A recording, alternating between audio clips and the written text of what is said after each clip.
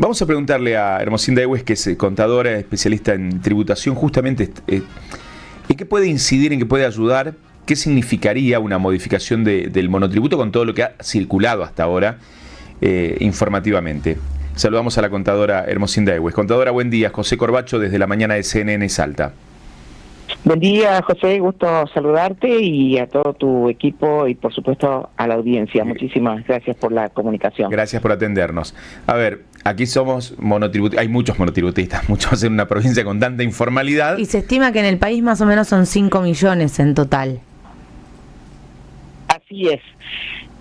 Debemos decir, para comenzar esta conversación, que no solamente este gobierno, sino que todos desde hace muchísimos años, cuando asumen su mandato, uno de los puntos que analizan son los tributos. Sí.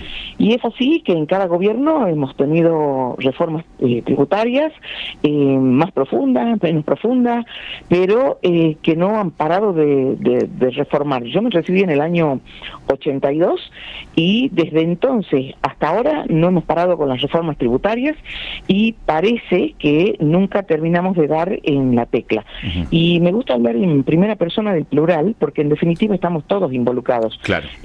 Nosotros cuando votamos y luego a quienes elegimos cuando asumen tal responsabilidad.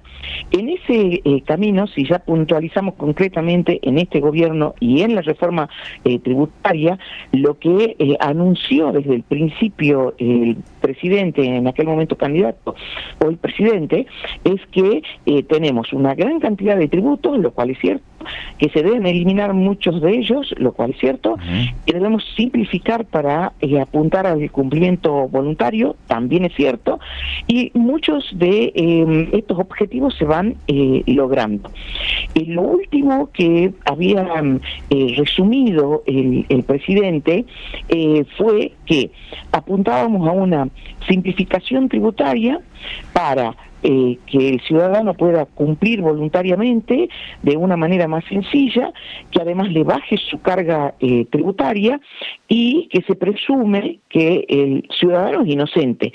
Esto tiene que ver con la gran cantidad de datos que colectaba el gobierno y que a la postre, con esa gran cantidad de datos, terminaba perdido, permítame decirlo de esta manera, y seguíamos en el camino de, como no alcanza el dinero, subíamos los impuestos, no se controlaba adecuadamente y estábamos en un círculo totalmente vicioso. Uh-huh. De modo que si ese camino no nos resultó, bueno, veamos si este otro nos puede ser favorable, tanto al gobierno, pero fundamentalmente a quienes tributamos.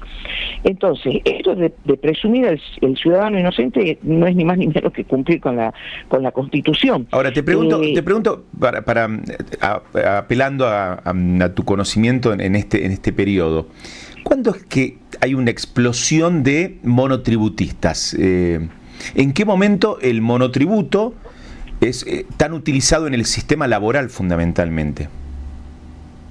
En el sistema laboral te referís a quienes son, por ejemplo, emprendedores, cuentapropistas, profesionales, no, o a quienes utilizan el monotributo para enmascarar una relación laboral. Esa última. Ah, bueno, esa no, obviamente que no está bien, es un incumplimiento a la normativa y si bien es cierto en un momento, hablando de la flexibilización laboral, que no es mi especialidad, pero se pensó que se podía utilizar el monotributo para enmascarar una relación de dependencia, no es así. Uh-huh. El monotributista tiene que ser una persona que tiene autonomía, que se autodetermina y que lleva adelante una actividad, sea de venta de cosas, de prestación de servicio o de locación, pero de manera independiente, nunca enmascarando una relación de dependencia. Uh-huh. Ese camino no es el correcto y lo que busca el gobierno justamente es que la relación de dependencia sea tratada como tal, que pasemos de la informalidad en la que nos encontramos, que es bastante alta, no solamente en el ámbito laboral, sino que es como una cadena de informalidades y que también implica la informalidad en el pago de los tributos. Y es todo un círculo y en este punto creo que todos tenemos que hacer un poco de escuela. El gobierno tiene que hacer sus deberes, y cuando hablamos del gobierno no es solamente lo que anuncia el Ejecutivo, sino luego qué hacen con ello fundamentalmente los diputados, porque la Cámara de Origen para los tributos es la Cámara de Diputados, y los diputados nos representan a nosotros, representan al pueblo, nos representan a la provincia. Para eso están los senadores. Sí. Entonces, ellos tienen que hacer sus deberes y darnos un régimen tributario. Digo régimen porque todavía no tenemos un sistema, es tan anárquico que no podemos hablar de un sistema armónico. Pero bueno, que nos den un sistema que sea razonable, acorde a la Constitución, con un nivel de tributos que sea cumplible, que sea atractivo, de modo tal que el que tenga que tributar no esté pensando cómo esquivarle a la tributación, sino que tribute. Nadie tributa contento, pero por lo menos que tribute pensando en que eso le va a volver en necesidades públicas satisfechas, y que el nivel se acorde, que no sea un monto tan elevado que se tiente de no pagar. Y aprovecho entonces, ahí para preguntarte, disculpa, sí, ¿no?, sobre el monotributo social, porque en su momento se había encontrado como una herramienta para el que estaba en el escalafón más bajo siendo independiente, y después eso se fue perdiendo y se quedaron sin la posibilidad de contar con una obra social y un monotributo a bajo costo, que es justo como vos también mencionás. Sí, el monotributo social, según tengo entendido, sigue con restricciones en cuanto a su uso, pero sigue, y arranca en unos, no sé si están en 5.000, 6.000, 7.000 pesos. Sí lo han restringido porque también se mal usaba, porque es para determinadas situaciones, pero hasta donde tengo conocimiento no se eliminó del todo. No del todo, pero sí, muchos quedaron afuera. Exacto, eso sí. Se ha restringido bastante.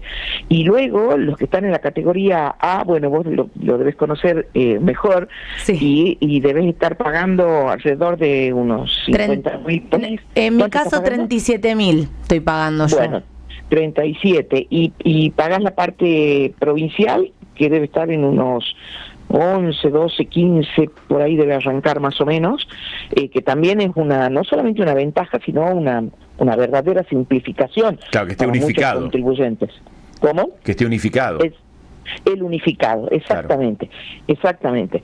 Entonces, volviendo a lo que estábamos diciendo, si nos dan un régimen tributario acorde, razonable, que no sea una tentación evadir, porque lo que se paga es razonable, bueno, eso es atractivo para que el ciudadano pague sus tributos. Y a la vez decía, tenemos que hacer escuela, porque todos los que están al margen no tienen no solamente un incumplimiento desde el punto de vista de los impuestos, sino que no tienen una cobertura en el régimen social, claro. No tienen una cobertura para la jubilación, para la obra social. Entonces, cuando se encuentren en un estado de vulnerabilidad, no van a tener manera de estar cubiertos, y ese es uno de los problemas que venimos arrastrando desde hace muchísimo tiempo. A la postre, los que tributan terminan soportando todo este tipo de situaciones, porque los gobiernos no son prolijos, por eso tienen que estar en manos del gobierno.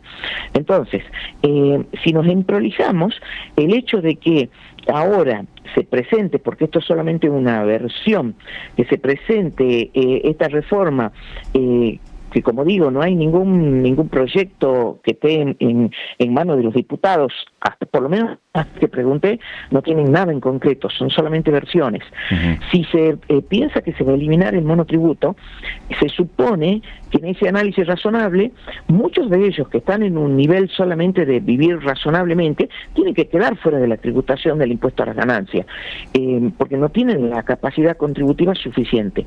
Y tenemos que arrancar con un nivel de tributación bajo. O sea, cuando se considere que tienen que tributar, no sé, supongamos, los que tienen una renta neta, porque tenemos que hablar de renta neta, ingresos menos los gastos que se pueden deducir, de un nivel que sea razonable. Supongamos que, digamos, bueno, razonable son 5 millones en el mes, 6 millones en el mes, se debe analizar. Hoy, que está alrededor de 2 o 3 millones, es bajo, es un nivel bajo. Tendríamos que mejorar ese análisis. Bueno, a partir de allí comenzamos a tributar sobre esa diferencia entre ingresos y gastos, pero tenemos que comenzar con una alícuota baja y tenemos que ir subiendo hasta llegar a la alícuota más alta, que es del 35%, a las personas que realmente son pudientes. O sea, no debe tributar como ha ocurrido no hace tanto en el pasado, que cualquiera alcanzaba la alícuota máxima del 35% porque la tabla estaba muy aplastada, claro, para decirlo en términos muy simples.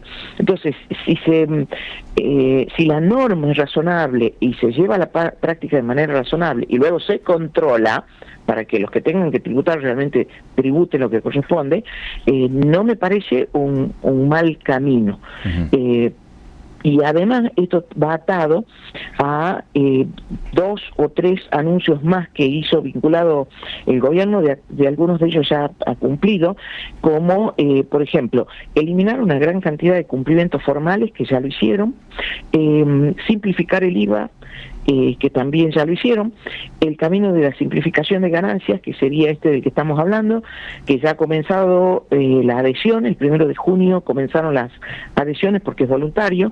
Entonces suponemos que la eliminación del monotributo, si se concreta, entraría en este grupo de impuesto a las ganancias simplificado. ¿Qué significa? Que el gobierno, por ejemplo, a ustedes que son monotributistas, como tienen una gran cantidad de datos que son útiles para hacer la determinación, el gobierno les dirá, por ejemplo, a los que están en la categoría A, que decíamos tributan alrededor, pongamos una cifra, que ahora por mes tributan unos 50.000 pesos por mes, pongamos ese número. Sí. Bueno, el gobierno con los datos les dirá, ¿cómo es tu nombre? Disculpa. Yanina. Yanina, disculpa.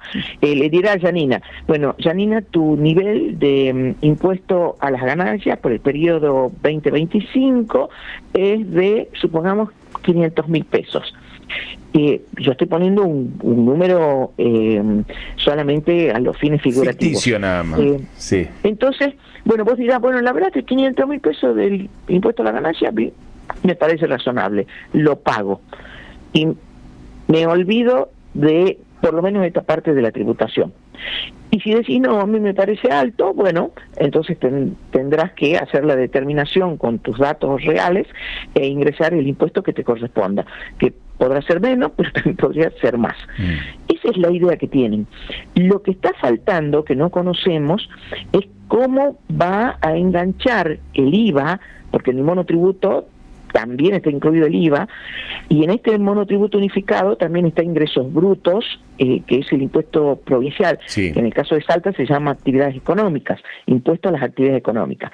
Eso no está tan claro en este esquema de eliminación del monotributo, porque también tenemos el proyecto que se unifique toda la tributación del IVA y de ingresos brutos en un solo impuesto. Tributaríamos solamente el IVA, pero allí se tiene que analizar el nivel de la tasa, porque también tenemos allí un impuesto que recauda mucho y que tiene una tasa elevada. Esa parte está faltando, y si no tenemos todo el esquema completo, no podemos opinar de manera, digamos, responsable. Claro. Pero en el caso de ganancias, si lo simplifican en esta manera que estoy tratando de expresar, no estaría mal, porque, por ejemplo, Yanina seguiría tributando en un monto razonable que el Estado le va a decir, de acuerdo a los datos que tiene, cuánto es su nivel de impuesto. Pero para eso también tiene que salir el Estado a buscar quienes ahora, debiendo tributar como tributa Yanina, siguen al margen. Y también ver por qué siguen al margen, porque claro, no se justifica que no tributen, pero sí se explica en muchas situaciones por qué todas estas personas no tributan.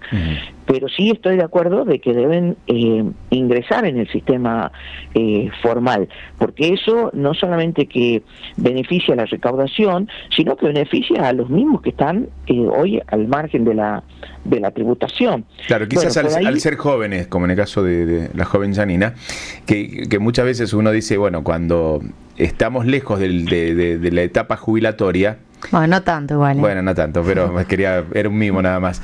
Cuando uno está lejos del sistema jubilatorio, dice, bueno, total, soy joven y después ya veo cómo lo arreglo. Ha funcionado así el pensamiento de muchas veces por esta idea de conseguir un laburo. Era un problema para el futuro. Ya después lo resuelvo. Ese después lo resuelvo, claro, que no se resuelve nunca. Claro, por eso digo que tenemos que hacer escuela, porque en verdad lo que nosotros estamos tributando hoy para todo el régimen que se denomina de seguridad social es para hacer frente a los que hoy lo necesitan. O sea, lo que está tributando Yanina en su monotributo, lo que tributo yo como responsable inscripto, sirve hoy, o se utiliza, mejor dicho, es el término correcto, en un sistema solidario para hacer frente a la jubilación de los que ya están jubilados y, la obra social, es para todos, pero a la vez no es solamente la jubilación y la obra social, sino que son todos los subsidios por incapacidad, que hay muchos. Por supuesto que hay que revisar también eso, porque suele haber mala utilización de estos recursos, pero en verdad nosotros estamos soportando, si miramos solamente a los jubilados, estamos soportando a los que hoy son jubilados, y los que hoy están aportando como jóvenes, si bien es cierto sirve para los que hoy están jubilados, pero ellos van a necesitar en su momento, porque es un régimen solidario, de los que sean jóvenes dentro de 30 años, para que los jóvenes de hoy puedan estar jubilados. Claro. Esa es digamos, la forma virtuosa de analizar un régimen solidario como el que nosotros tenemos. Entonces el joven de hoy está aportando por el jubilado de hoy, pero el joven de hoy va a necesitar del joven de mañana. Pero tienen que ser niveles adecuados de aporte, porque si el monto es adecuado, el ciudadano, no digo que paga contento, pero por lo menos hace el esfuerzo de pagar.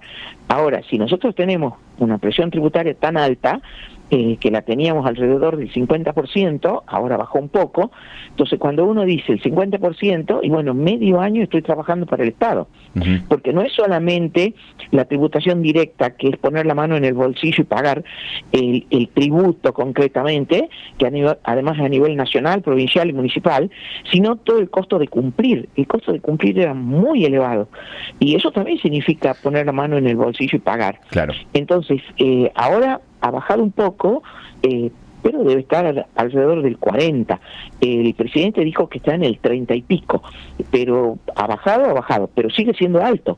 Tenemos que bajar un poco más para que no tengamos que trabajar medio año para el Estado. Y los motivos son múltiples, porque no es fácil, el camino de emprender para el gobierno no es fácil, para nosotros como ciudadanos tampoco, porque tenemos que soportar todo este periodo. Entonces yo como ciudadano, y digamos que estoy dentro de la materia, hago mi esfuerzo, pero también hago mis peticiones, que es la obligación que tenemos como ciudadanos. Claro. Entonces, hacemos el esfuerzo los que podemos, pero el gobierno no tiene que descuidar a quienes lo necesitan, porque todo este camino de emprolijar genera daños colaterales.